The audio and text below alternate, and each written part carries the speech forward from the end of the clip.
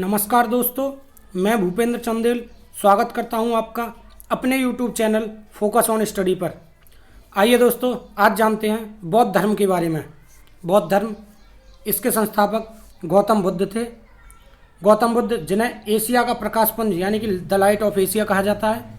गौतम बुद्ध के अन्य नाम थे तथागत, शाक्य मुनि और शाक्यसीन। गौतम बुद्ध का जन्म 563 ईसा पूर्व लुम्बिनी में हुआ था।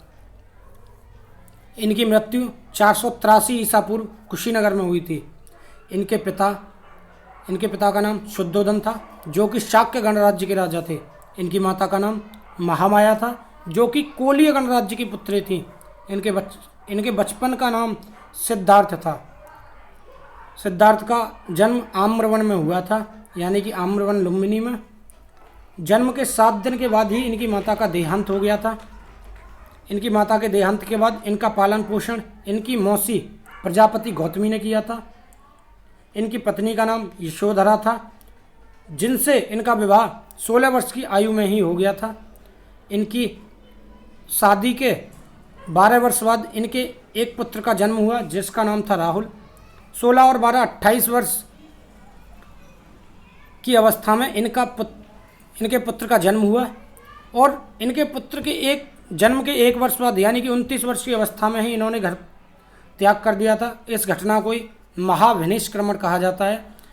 इनके घर त्याग करने की पीछे 4 दृश्यों की वजह बताई जाती है। इन्होंने एक बूढ़ा व्यक्ति देखा, एक बीमार व्यक्ति देखा, एक मृत व्यक्ति देखा और एक सन्यासी व्यक्ति देखा। तो इनको इन सबसे सन्यासी व्यक्ति का जीवन सबसे उत्तम लगा, तो इन्होंने गृह त्याग कर दिया। 35 वर्ष की अवस्था में इनको ज्ञान की प्राप्ति हुई, यानी कि अभी आपने देखा कि 29 वर्ष की अवस्था में इन्होंने गृह त्याग किया था, तो उसके 6 वर्ष बाद ही इन्हें ज्ञान की प्राप्ति हो गई थी। इन्हें ज्ञान की प्राप्ति पीपल वृक्ष के नीचे निरंजना नदी के तट पर उरुवेला, जो कि बोधगया बिहार में है, वैशाख पूर्णिमा के दिन हुई थी। इस घटना को संबुद्धि कहा जाता है। इन्होंने अपना पहला उपदेश सारनाथ यानी कि ऋषिपत्तनम में 5 ब्राह्मणों को दिया। Number 1 Kaundinya, number 2 Bappa, number 3 Bhodiya, number 4 Maganama, number 5 Assa. और ये जो इन्होंने पहला उपदेश दिया था, इसी घटना को हम लोग धम्मचक्र परिवर्तन के नाम से जानते हैं। इन्होंने वाराणसी में ज्ञान यज्ञ श्रेष्ठी को दिया, जो कि इन्होंने वाराणसी में ही बौद्ध भिक्षु संघ बनाया। एक वैशाली में इन्होंने बौद्ध भिक्षुणी संघ बनाया, जो कि इनके एक शिष्य हुए आनंद, उनके कहने पर बनाया था। इस बौद्ध भिक्षुणी संघ में प्रथम भिक्षुणी जो थी वो इनकी मौसी प्रजापति गौतमी ही थी, और फिर उनके बाद आम्रपाली भी इससे जुड़ी। इन्होंने सर्वाधिक उपदेश श्रावस्ती में दिए। क्यों? क्योंकि यहाँ पर ही श्रावस्ती में ही इनके बौद्ध धर्म के सबसे अधिक अनुयायी थे। इन्होंने अपना अंतिम उपदेश कुशीनगर में सुभद्र को दिया था। इनके उपदेश की भाषा पाली थी। इन्होंने सर्वाधिक वर्षावास श्रावस्ती में बिताए। अब आप लोग सोच रहे होंगे ये वर्षावास क्या होता है। वर्षावास वह समय होता है जब बौद्ध संघ के जो बौद्ध धर्म के लोग वर्षा ऋतु के समय, जो भी 3-4 महीने वर्षा ऋतु के होते हैं, वह ये बौद्ध धर्म के लोग एक जगह रुककर बिताते हैं, उसे ही हम लोग वर्षावास कहते हैं। तो इन्होंने सर्वाधिक वर्षावास गौतम बुद्ध ने श्रावस्ती में बिताए। इन्होंने अपना अंतिम वर्षावास कुशीनगर में बिताया, जो कि मल्ल जनपद में पड़ता था। इनके शिष्य हुए आनंद और उपाली। इन्होंने शिक्षाएं दी। दुख है, नंबर 1 दुख है, नंबर 2 दुख का कारण है, नंबर 3 दुख का निराकरण है, और नंबर 4 दुख का निवारण भी है। और इन्होंने दुख का निवारण अष्टांगिक मार्ग से बताया। अष्टांगिक मार्ग क्या होते हैं? अष्टांगिक मार्ग होते हैं सम्यक ध्यान, सम्यक दृष्टि, सम्यक संकल्प, सम्यक वाणी, सम्यक कर्म, सम्यक आजीविका, सम्यक व्यायाम या प्रयास, सम्यक स्मृति, सम्यक समाधि। बौद्ध धर्म में 10 शील हुए। गौतम बुद्ध के प्रतीक चिन्हों के बारे में जानते हैं। इनके जन्म के समय कमल और सांड को प्रतीक चिन्ह माना गया। इनके गृह त्याग के समय घोड़े को प्रतीक चिन्ह माना गया। इनके गर्भ में होने के समय हाथी को प्रतीक चिन्ह माना गया। इन्हें ज्ञान प्राप्ति के समय पीपल को प्रतीक चिन्ह माना गया। इनकी मृत्यु के समय पद्म चिन्ह को इनका प्रतीक चिन्ह माना गया। बौद्ध साहित्य के बारे में हमें त्रिपिटक में बताया गया है। अब त्रिपिटक क्या है इसके बारे में जानते हैं। त्रिपिटक यानी कि एक 3 पुस्तकों का समूह है त्रिपिटक, जो कि बौद्ध धर्म में मानी गई हैं। नंबर 1 विनय पिटक, नंबर 2 सुत्त पिटक, नंबर 3 अभिधम्म पिटक। विनय पिटक का संकलन उपाली ने किया, सुत्त पिटक का आनंद ने किया और अभिधम्म पिटक का संकलन मोगली पुत्र ने किया। सुत्त पिटक में ही गाय को अन्नदा, वन्नदा और सुखदा कहा गया है। सुत्त पिटक को 5 भागों में बांटा गया है। नंबर 1 खुंदक निकाय, नंबर 2 अंगुत्तर निकाय, नंबर 3 दीघ निकाय, नंबर 4 मध्यम निकाय, नंबर 5 संयुक्त निकाय। तो खुंदक निकाय के बारे में जानते हैं। खुंदक निकाय में जातक कथाओं के बारे में बताया है, जिनकी संख्या 549 है। अब जातक कथाएं क्या हैं? जातक कथाएं वह हैं जो बुद्ध के जन्म से पूर्व की घटना है, उन्हें जातक कथाएं कहा जाता है। अंगुत्तर निकाय में 16 महाजनपदों के बारे में बताया गया है कि भारत में 16 महाजनपद थे।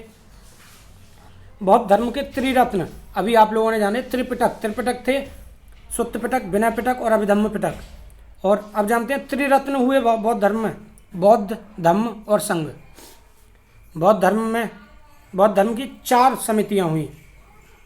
आइए समितियों को एक ट्रिक के माध्यम से जानते हैं। पहली समिति 483 ईसा पूर्व में, दूसरी 383 ईसा पूर्व में, तीसरी 255 ईसा पूर्व में, चौथी पहली शताब्दी में हुई। यह कहाँ कहाँ हुई? ट्रिक है RVPK, यानी कि राजगृह में पहली, दूसरी वैशाली, तीसरी पाटलिपुत्र, चौथी कुंडलवन। इसी प्रकार किस शासक के शासनकाल में यह हुई? तो उनकी भी एक ट्रिक है AK, यानी कि पहली अजातशत्रु, दूसरी कालाशोक, तीसरी अशोक और चौथी कनिष्क। इन चारों समितियों के अध्यक्ष भी हुए। अध्यक्षों को भी ट्रिक के माध्यम से जानते हैं, जो हैं MSMB, यानी कि पहली के महाकश्यप, दूसरी के सावाकामीर, तीसरी के मोगलीपुत्र और चौथी के वसुमित्र। चौथी समिति में एक उपाध्यक्ष भी हुए, जिनका नाम था अश्वघोष। चौथी समिति के बाद बौद्ध धर्म 2 शाखाओं में बट गया। जो पहली शाखा थी वो थी हीनयान और दूसरी शाखा थी महायान, यानी कि हीनयान जो कि थेरवाद शाखा भी कहलाती है, इसके अध्यक्ष थे महाकश्यप। जो लोग महाकश्यप के विचारों से चलते थे वह हीनयान शाखा में गए। हीनयान शाखा में अष्टांगिक मार्ग का पालन करना बताया गया। पर ये लोग जो लोग हीनयान शाखा में थे वह परिवर्तन के बिल्कुल विरोधी थे, यानी कि कोई भी चीज़ में परिवर्तन नहीं होना चाहिए। यानी कि जैसे कि जो भी गौतम बुद्ध ने जो भी चीज़ें पुस्तकों में लिख दी वही मानते थे यह लोग, और यह लोग बुद्ध को महापुरुष मानते थे। वहीं दूसरी शाखा हुई महायान। इसके अध्यक्ष वसुमित्र हुए, जो कि वसुमित्र के विचारों से चलते थे। इसमें नए नियमों का पालन किया गया, यानी कि ये लोग नए नियमों का पालन करते थे। यह लोग पुरानी रीतियों पर नहीं चलते थे। यह बुद्ध को ईश्वर मानते थे, यानी भगवान मानते थे। और यह वर्तमान में महायान शाखा को मानने वाले लोग चीन, जापान, कोरिया, भूटान और सिंगापुर में हैं। महात्मा बुद्ध के गुरु हुए, इनके गुरु हुए आलार कलाम। नंबर 1 आलार कलाम। आलार कलाम से इन्होंने सांख्य दर्शन सीखा। रुद्र कराम पुत्रम, इनसे इन्होंने योग दर्शन सीखा। और इनके गुरु थे बृहस्पति, इनसे इन्होंने वैदिक दर्शन सीखा था। बौद्ध धर्म के प्रसिद्ध मठ भी हैं, उनके बारे में जानते हैं। लद्दाख में, जो कि भारत का एक यूनियन टेरिटरी है, वहाँ पर हेमिस मठ है और ठिकसे मठ है। वहीं सिक्किम में रूमटेक मठ है और लिंगडम मठ है।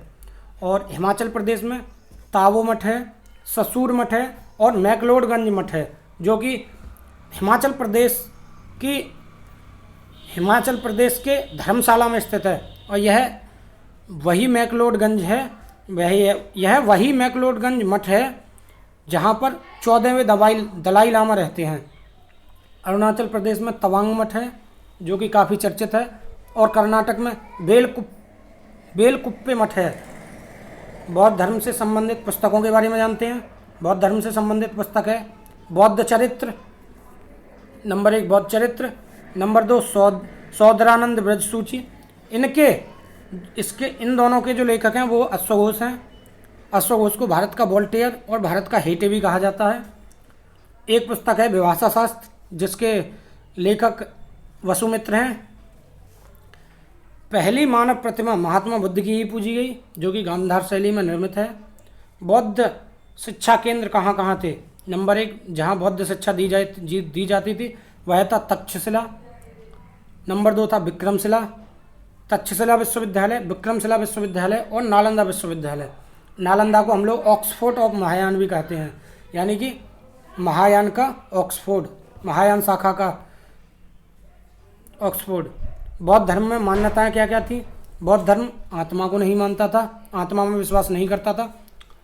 बौद्ध धर्म कर्मकांडों में विश्वास नहीं मानता था। बौद्ध धर्म वर्ण व्यवस्था को नहीं मानता था। और बौद्ध धर्म पुनर्जन्म को मानता था। बौद्ध धर्म पुनर्जन्म को जरूर मानता था। बौद्ध धर्म का प्रमुख त्यौहार वैशाख पूर्णिमा है। तो दोस्तों आज के लिए इतना ही। बौद्ध धर्म के बारे में ये थे कुछ महत्वपूर्ण तथ्य, और ऐसे ही मेरे साथ जुड़े रहिए। जय हिंद, जय भारत।